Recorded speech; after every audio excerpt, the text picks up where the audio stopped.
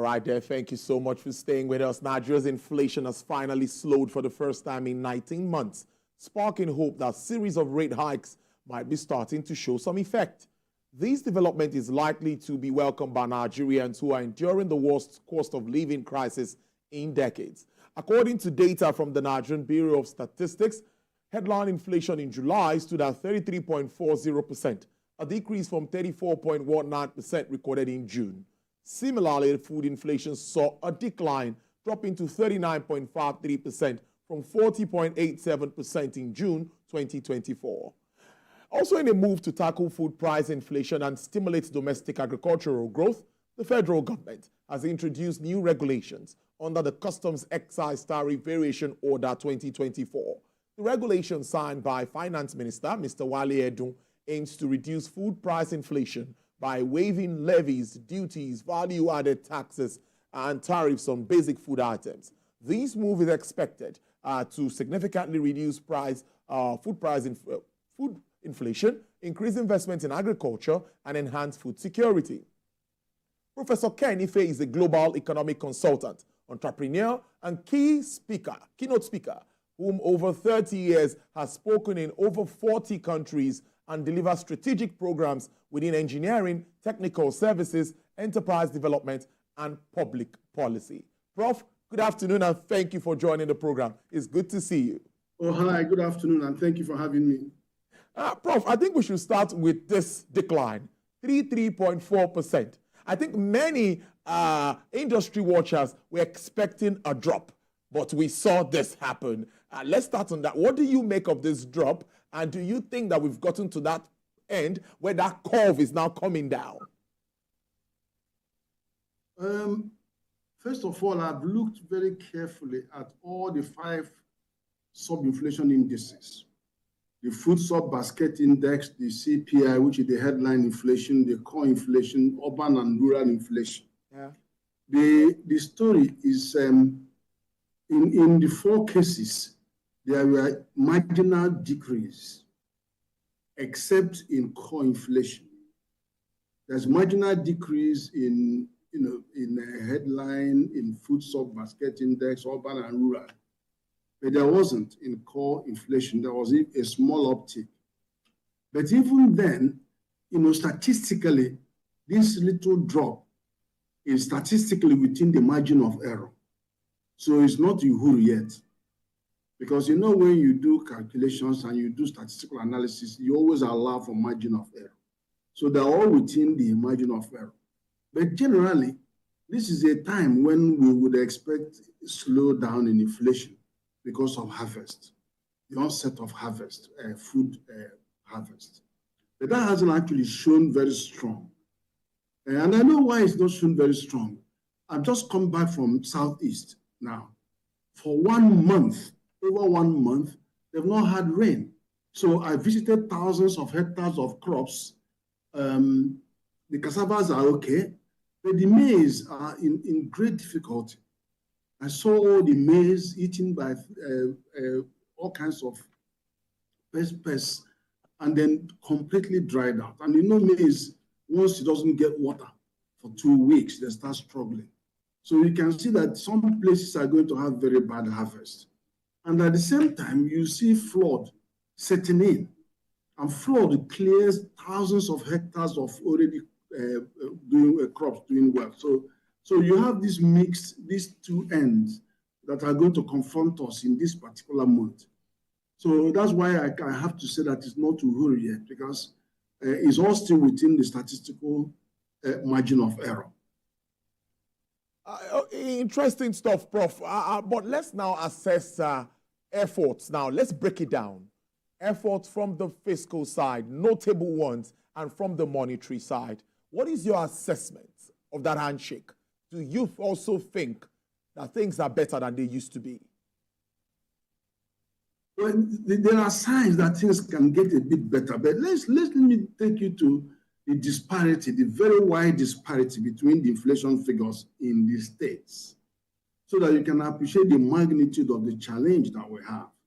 If you look at the all items index, which is the headline inflation, Bauchi State comes in at 46% compared to 33.4%. They're coming at 46%, 13% more than the average. And it's followed by Jigawa at 40% and the KB at 37%. So you can see how far they are away from the center. And then, of course, when you begin to go down to the likes of Benue is at 27%, which is substantially 7% away from it. So you can see that there's a balance. Now, but if you go to the food inflation, again, you see the likes of Sokoto posting 46%, Jigawa 42%. So there is still this wide disparity. If you look at the difference between the highest and the lowest, where you have 28% and 46%, it's about 18% difference, wide variety amongst these states. Then, of course, you also know that we have different states' inflation zones. We have the high inflation zones along the Lakaji corridor, which is Lagos, Ibadan, Kogi, Kwara, Abuja, Kaduna, heading up to Sokoto, Jimba. So that's a high inflation figure because once you have goods coming down and incurring huge transportation costs, you also have goods, imported items, moving up, carrying high importation and transportation costs. And then they all meet at the belt, which is the Kogi Kwara belt. Then, of course, you have a low inflation one, which starts from around the southeast and goes up through Benue to Borno. And then you have the frontier states in the north, which is a medium inflation belt because that's where the food exports to our neighbors take place. So we have all those. But the thing is that the intervention of the Ministry of Agriculture is very strong now because I am aware of what they are doing on cassava, for example, because they've chosen and targeted the most basic commodity, most basic staple in the country, which is cassava. Of course, cassava followed by yam, because when we do 64 million metric tons of cassava, just a little effort could triple that volume.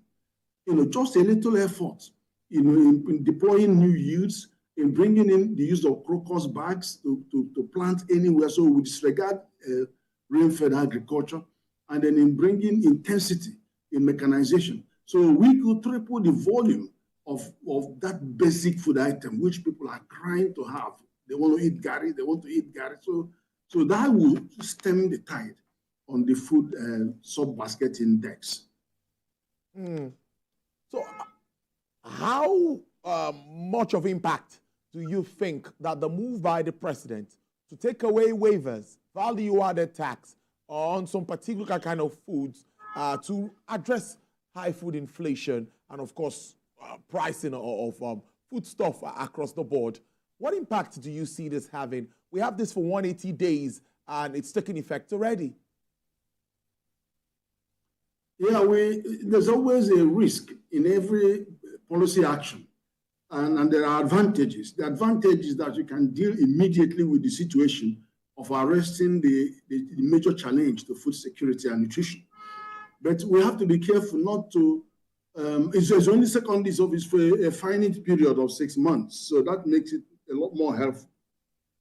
But we have to try and avoid stampeding our own domestic production capacity, which is rather you import paddy, rice, and then send it to the local milling capacity to mill so that they can keep the jobs and then bridge that gap and then still deliver it even cheaper than bringing the rice itself. So in that way, you are not robbing Peter to pay Paul. But secondly, it is, as I said, only a few items are involved in this. We need to bring inflation down at all costs because it doesn't matter how much money you bring into the pocket of civil servants or minimum wage. If the inflation is high, is back to square one. So it's very important to bring that down in the same way as we are fighting price stability through maintaining a stable forex window. Because stability is so important. People cannot plan, they can't invest in your economy because they can't have a stable price horizon on which to plan. So that's the importance of bringing in these food items. Because if you look at food sub-index, it's been cruising at very high altitude for over 8 years and doesn't seem to care. Of course, part of our challenge is that there is a very, very elastic demand, cross-border demand for our products in the frontier states of the north. And that is because of the price, the currency differential, which has turned down to be nearly 80% devaluation of our currency relative to theirs. Of course, theirs, the Francophone ones are artificial in the sense that about 80% of their reserves are being pumped to maintain the link with the euro. So you couldn't really judge much with that. But we need to be aware that as long as that situation stays, our food will remain very, very cheap to our neighbors. And of course, they're not paying us with currency. If they were paying us with dollars, we wouldn't be complaining. Unfortunately, they are paying us with our own naira. So we need to factor that in and then look at the strategy. That should be a strategic response, which is about world level processing. We need to do world level processing at the frontier states to ensure that when you add value, then you move up to another level. ECOWAS trade liberalization scheme will kick in, and then you can start charging taxes and all of that. So it's a matter of strategy. But then we all expect fiscal stimulus to come, and that is what has come. Fiscal stimulus in the sense that you want to incentivize cheaper food entering the system to avoid burning out the entire system, and then allow time for harvest to set in properly. And then, of course, you are anticipating what the negative effect of flood, you're anticipating this shock of rain, not falling for 1 month is a shock to many of the crops. So all of those would have impacted the food system, but for the fact that we are now going to have some freedom to import something to force down inflation.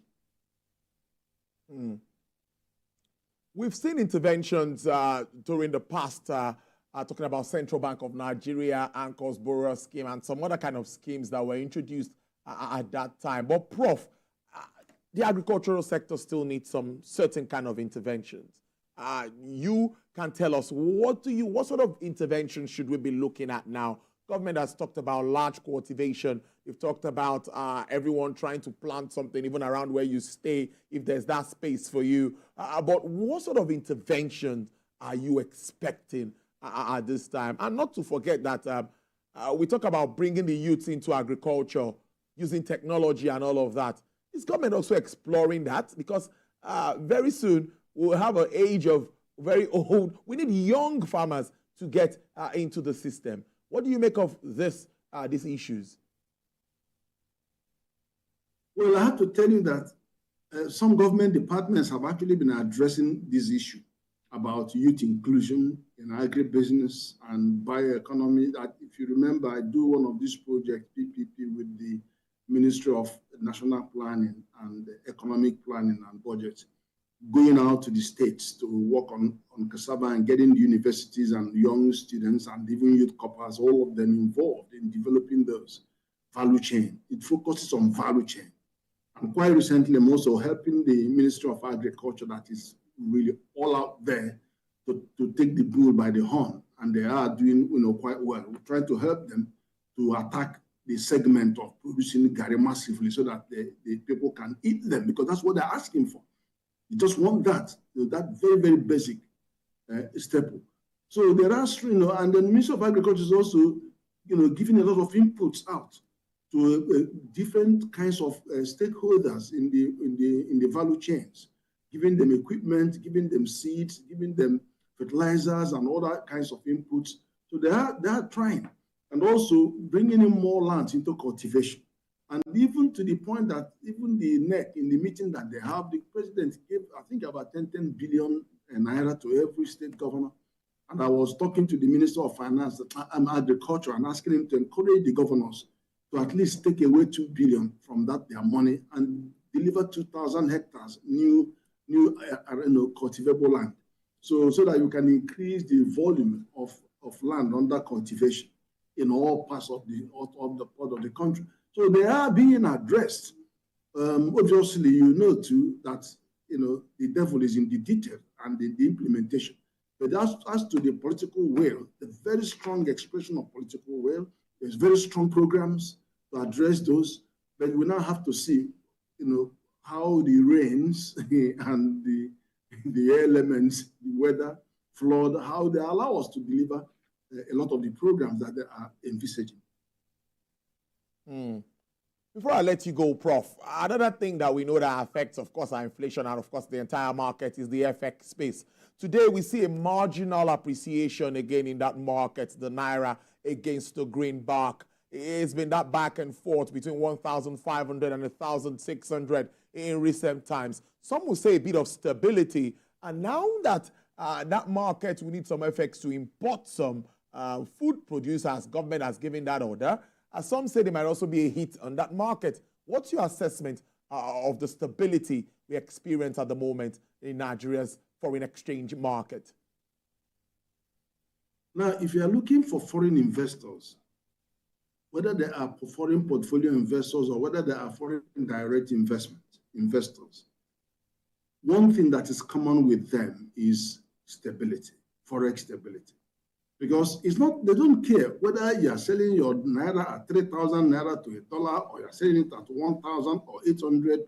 They want a stable currency regime. Because when you have a stable currency regime, then there'll be no surprises. Now they can plan their investment knowing that this is what the rate is going to be. So this is what is going to cost me, and that's what I'm going to charge as prices. And that's where the competition is going to stay for the next 12 months. So they can plan and they can invest. But if they can't see a stable horizon, then it's difficult for them to invest. So the people that we may see are, foreign portfolio investors who bank on high interest rates and then come in and come out. They can put money in, take it away within 3 months. If you cough, the money will disappear. So that's the kind of thing you are going to be going in and out, in and out. But if the moment you stabilize, what you now do is that you discourage the arbitrage, opportunity. So people who just go in there to take dollar, to sell dollar, they will give way because there's no more money to be made. Then you now see the full strength of diaspora remittance coming into your system, because a lot of it, don't actually come through the formal system. We have networks that they use. But now when you have level playing field, you can now see the full money coming into the economy.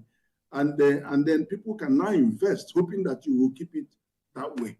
So that is very, very important. It's far more important to have a stable forex regime than the absolute location of that forex rate, whether it's low or small or high. Being steady is more important to any investor of any type into the economy. So moving forward, Prof, before I let you go, I attend to other things. Moving forward, like I asked my first question, are we likely to see that graph or that curve continue to go downwards? That's talking inflation as we move towards the end of the year. Well, the inflation, the food inflation will go down. Let me tell you why. Good. I remember 2 months ago, 3 months ago, I went to market to buy tomatoes. Small basket of tomato I was buying $3,000 Naira rose to 20,000 Naira. Pepper of 2005 rose to 18,000 and 15,000. Now, a month ago, it came down to 10,000. And yesterday, I just decided to go by road. Yesterday, when I was coming in through Benue, I bought a basket of tomato for 2,000, in fact, 1,500. That is trending down. So you can see that tomato is not the only item that is measured by food, because there are so many parameters that are measured in that food basket sub-index. And then there's also imported food. So what you are going to find, the imported food is in both the food basket sub-index and also in the core inflation. So you will see that when imported food goes down, the price goes down because the duties are being removed. You will see the headline, the core inflation will go down, the food sub-basket index will go down, and then all of them will impact on the headline inflation, the composite index, because composite index weighs everything. So there will be, at least over this next 6 months, price will come down. Price of food will come down, And then, of course, that could also, depending on the way petrol goes, and then the diesel goes, that could be the one that are affecting the transportation costs. The energy costs may not be that too different because you are now dealing with imported items, imported food items. But again, if there is any resilience on the energy prices, then of course, we will see a substantial subduing of the inflation figures over the next 6 months. And I'm not talking about a 5% drop. You know, it might be like 2% drop or something like that, or 3% towards the end of the year. But there will be an impact. Indeed, that impact is what everyone wants to see. I must thank you so much, Professor Ken Ife, development economist. Thank you for joining us live from Abuja. We appreciate this. Do have a great week, Prof. Thank you very much. Well, it's time where we talk markets, and we'll take a break. And when we come back, Mr. Mukhtar Mohammed will join me to continue this conversation. This is Business Nigeria. We're back after this break.